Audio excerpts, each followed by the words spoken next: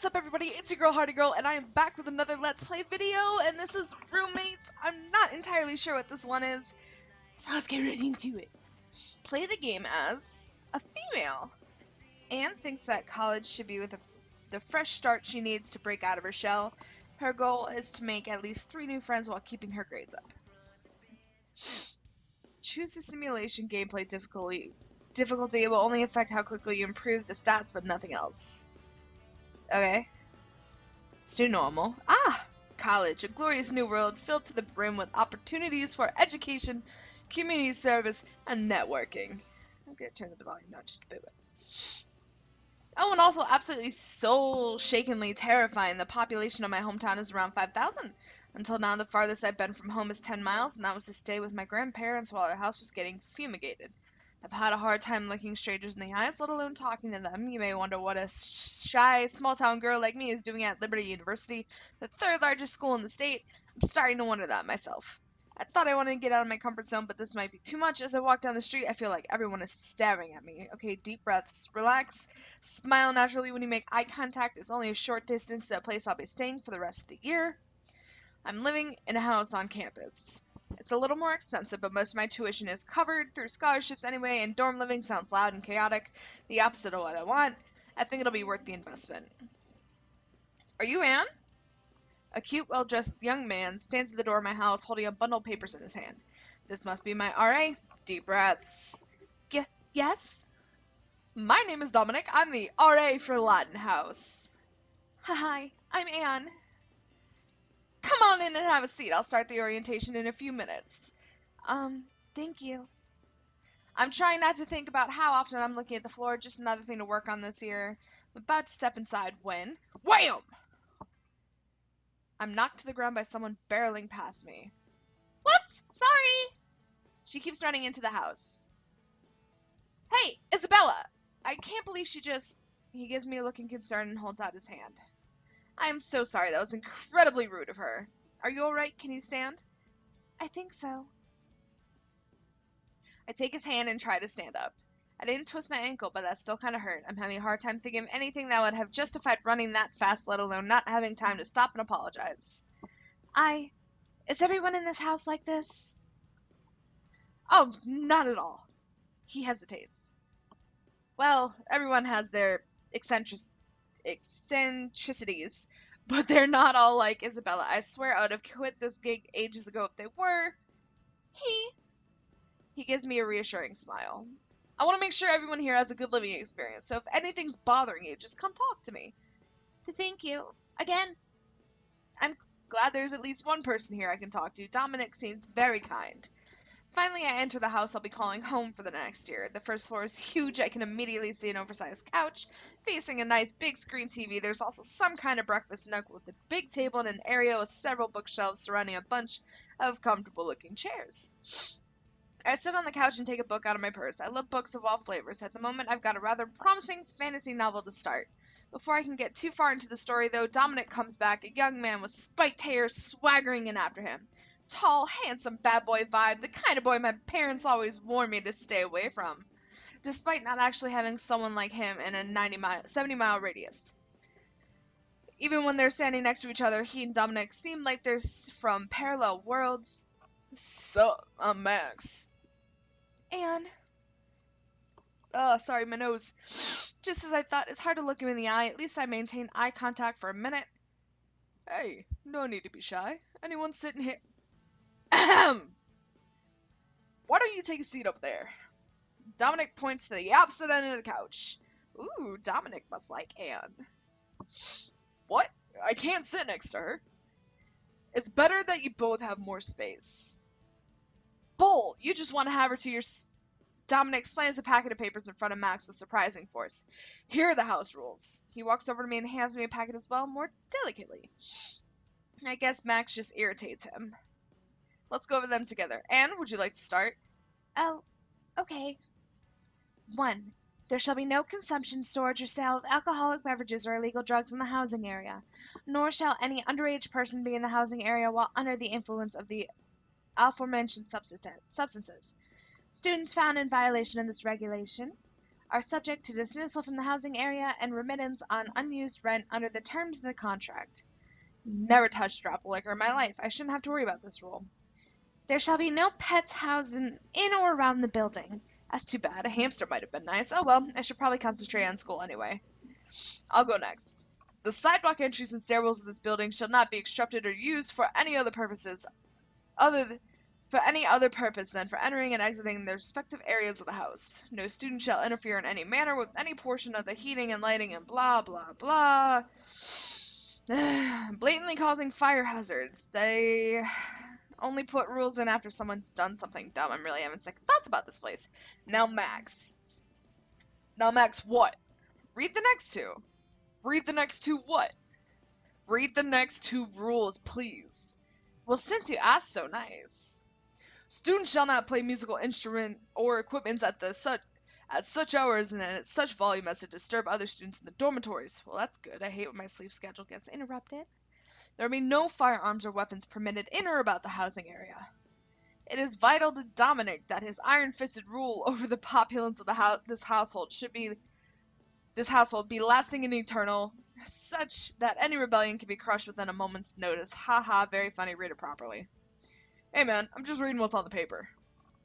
I read rule number 6. Oh wow, that's actually kind of amusing. I'll be right back. Isabella! Dominic drops everything and tears up the stairs with the speed of an angry bull. Isabella, as in the Isabella that bumped into me earlier. She might have been rude, but I can't help but admire the sheer audacity it must have taken to edit the rule sheet right under Dominic's nose. I wish I could be half as fearless as that. Dominic left so fast he dropped our keys. Max stands up and tosses me mine. I just managed to catch it. Well, I'm gonna bring in my gear and then tour the rest of this place. You coming? Well, I did want to be more social.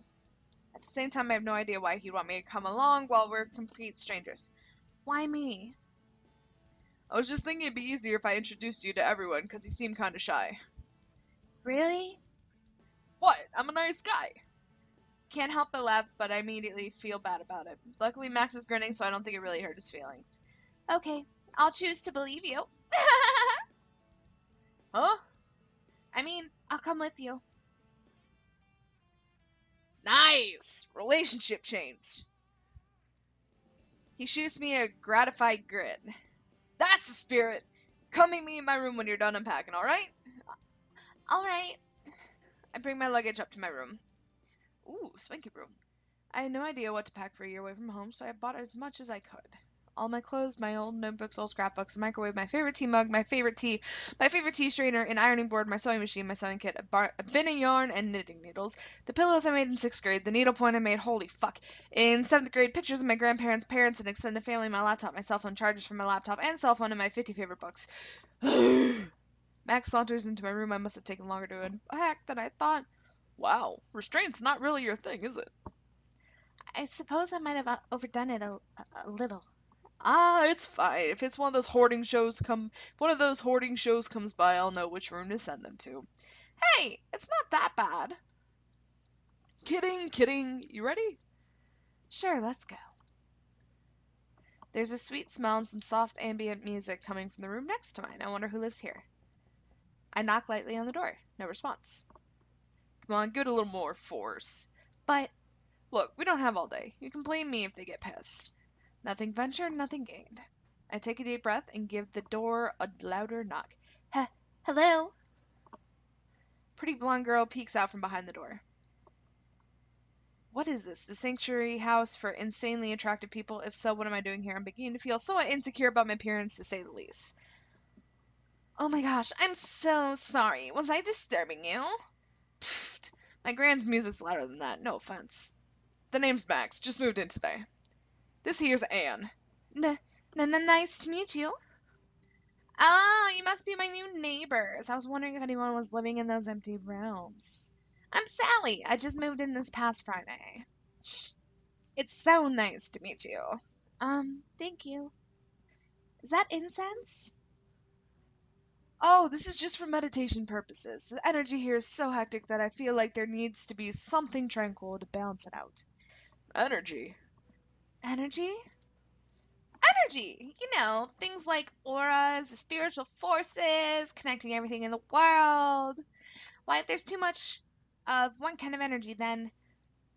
Rakesh, get in here! Sally winces. Everything ripples outwards from there. I'm going to keep meditating. You're welcome to join me if you like. No, thank you. Maybe some other time.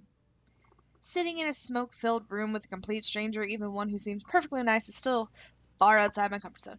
All right. Okay. I'll see you at dinner. She waves cheerfully before shutting the door. Max shrugs as the door closes. He looks towards the yelling noises and shrugs again. He gestures for me to take the lead. A few steps later, I turn my head. He's nowhere to be seen. Well, I've come too close now. I can hear them loudly talking anyway. Sounds like this will be interesting. Ooh. I walk further down the hall, following the sound of Isabella's outrage. The door to what I can only assume is her room is half open. I go inside to see what the commotion's about. Isabella is glaring at a young man who's acting like he's made some very regrettable decisions. I hope the two of them don't fight. I've barely been here for an hour. I hate to find out I've made a terrible mistake in living arrangements. Maybe it's not too late to get reassigned. Yet another good looker, though. He looks as though he came straight off the cover of a romance novel. I can't believe you painted all over my dance pole. Oh, he's an exotic dancer and the house is secretly a strip club. What have I gotten myself into? I'm sorry. Do you not like the colors? It has nothing to do with the colors. I can't exercise with all this fresh paint here. But it looks more vibrant, yes? No! Well, maybe just a little, but I'm still mad because you should have asked me before you went off and used my things in your art project.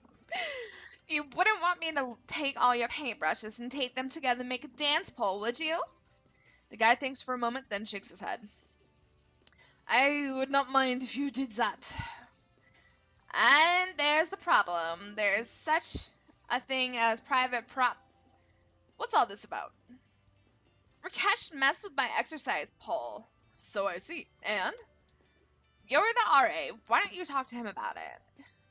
Oh, I'd love to, Isabella, but I'm afraid that's over-regulating things here would make me too much of an iron-fisted dictator. Seriously? I'm always serious. How else would I crush rebellions? Whatever. I'm going to take a shower. Don't let the karma hit you on the way out. He spots me out of the corner of his eye. Oh, Anne! I'm sorry about earlier. I shouldn't have left halfway through orientation. Did you find your way around okay? Oh, definitely. Please don't worry about it. Let me know if you need any help unpacking. I'd like to make it up to you somehow.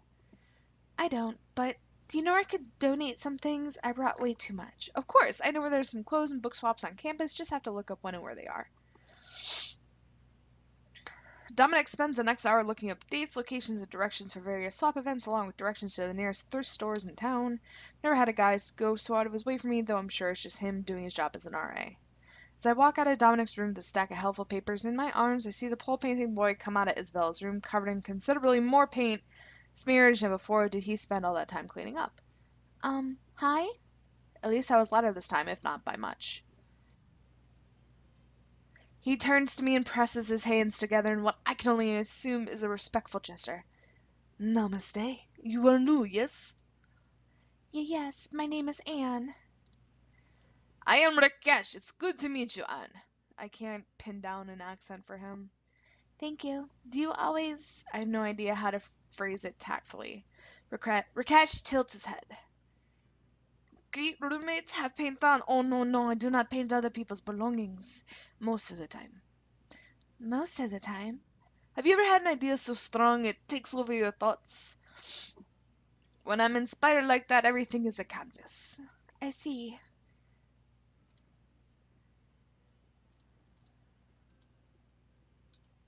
It's time for dinner. Who's cooking? Usually it is me, but today it is Sally's turn. He doesn't look particularly happy about it. Is she a bad chef? No, very good. She just does not cook with any meat or milk products, not even butter. Vegan? Yes, vegan. Back home there was no such thing as vegan, let alone vegetarian. Meat, potatoes, convenience store food, maybe some Chinese takeout if we want to be particularly fancy. Wonder what a vegan meal looked like. I walked back downstairs and into the kitchen. Sally looks up from her frying pan and gives a cheerful wave. Looks like she's cooking some kind of patty. Hello again! Dinner will be ready in just a few minutes. Oh, okay. What are you making? Oh, nothing too fancy. I know that most of the people here are omnivores, so I'm making good old-fashioned burgers and hot dogs. Blah, blah, blah. I suppose I'll take your word for it. Is there anything I can do to help? Oh, no, I'm all covered here. You just have a seat and don't worry about a thing. Listen to that soundtrack, people. Oh, okay. What was that? Oh, jeez. Let's go ahead and save here. Alrighty, everybody. If you guys liked this video, be sure to hit that thumbs up button.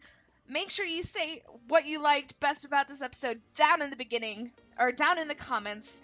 Let me know if I should keep playing this. As always, my name is Hardy Girl. You guys have yourself a great day, great week, great night, great month. Have a kick-ass day, guys. Bye-bye!